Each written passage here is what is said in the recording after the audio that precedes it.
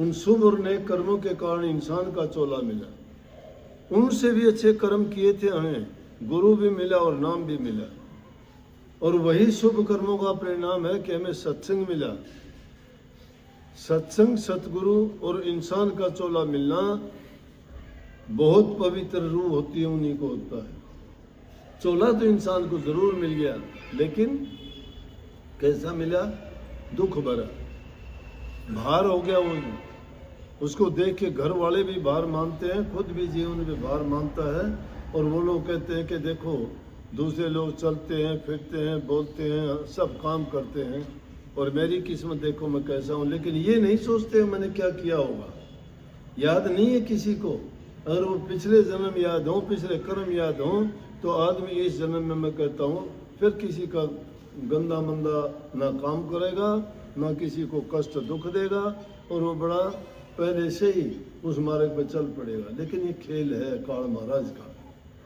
वो इस दुनिया में जीवों को भरमाता है, वो इनकी बुद्धि को शिथिल नहीं रहने देता, वो अपने जाल में फंसाता है इसको। वो माया जाल डालता है, किसी को काम में, किसी को क्रोध में, किसी को लोभ में, किसी को मोह में, किसी को अहंकार में।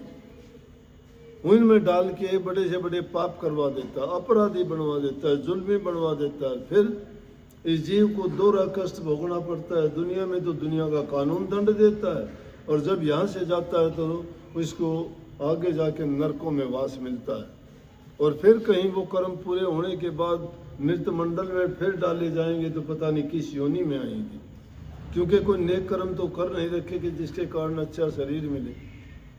नेक कर्म करने वाले तो आप जैसे जीव हैं, राजा बाबू सेठ साहूकार बन के आए हो, सारी चीज़ सबकी, आँख कान बल बुद्धि शरीर कितने सुंदर दिए, लेकिन इस सुंदरता का क्या करें?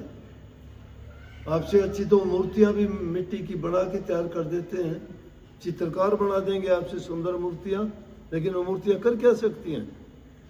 नहीं, इन मूर्तियों में जान है, ये कर सकती हैं।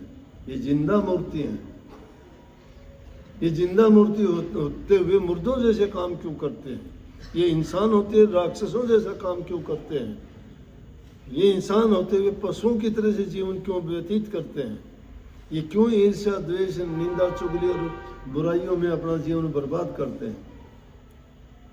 उस कीमती समय को प्रभु की भक्ति में, उसकी याद में क्यों नहीं लगाते? अरे पवित्र चीज का नाम लेने से आदमी में पवित्रता, शुद्धता आती है। जल देखे सूची उपजे, साधु देखे ज्ञान, माया देखे लोभ उपजे, तिरिया देखे कौन?